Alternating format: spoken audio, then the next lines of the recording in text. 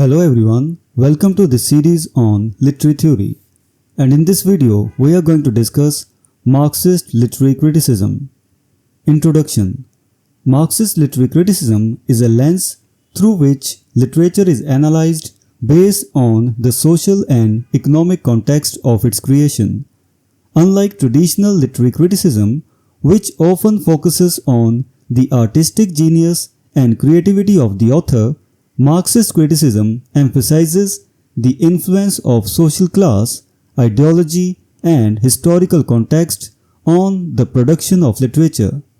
This video explores the general principles of Marxist literary criticism, the role of social class and ideology in literary creation, the relationship between literary form and political power, and the evolution of Marxist criticism over time.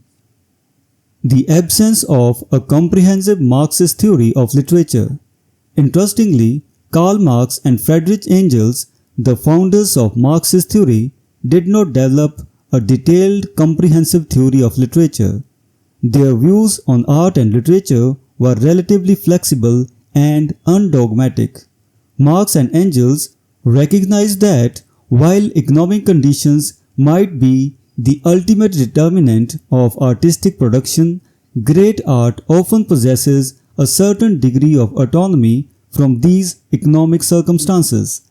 This is evident in Engels' correspondence with the English novelist Margaret Harkness in April 1888, where he praised her for not writing a point-blank socialist novel and suggested that the best works of art are those in which the author's political opinions remain concealed.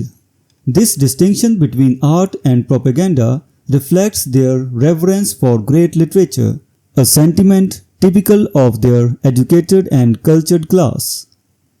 Social class, ideology, and literary production. Despite Marx and Engels' appreciation for the autonomy of art, Marxist literary criticism asserts that writers, social class, and the prevailing ideology have a significant influence on what is written. Marxist critics argue that authors are not purely autonomous, inspired individuals whose genius produces timeless works of art.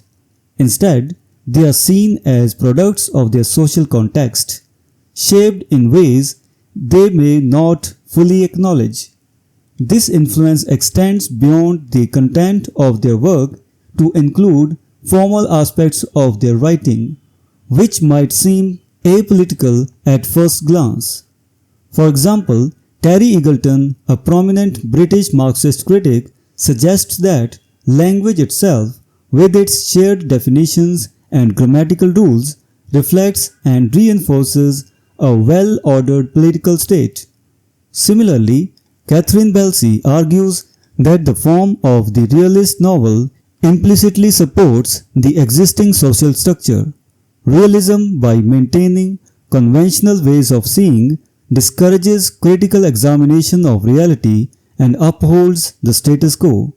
The formal elements of the novel, such as chronological time schemes, psychological characterizations, and fixed narrative perspectives, are seen as reinforcing social norms.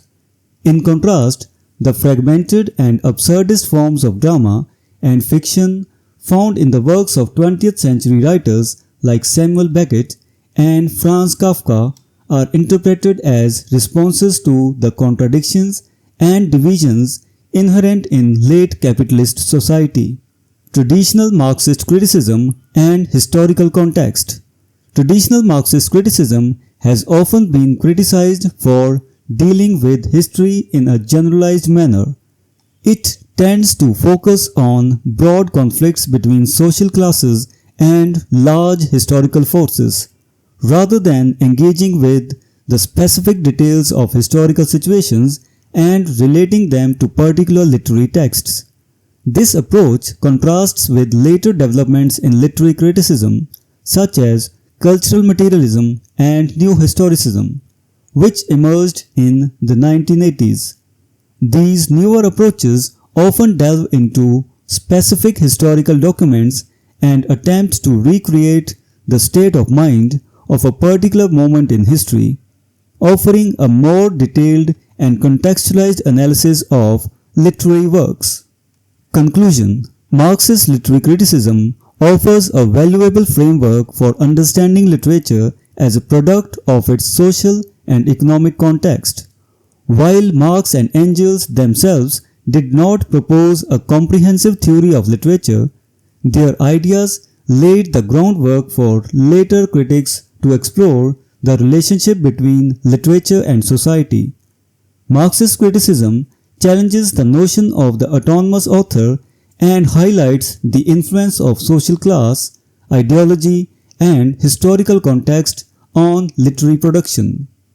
Although traditional Marxist criticism has been critiqued for its general approach to history, it remains a significant and influential perspective in literary studies, particularly when considering the evolution of literary forms and their relation to political power.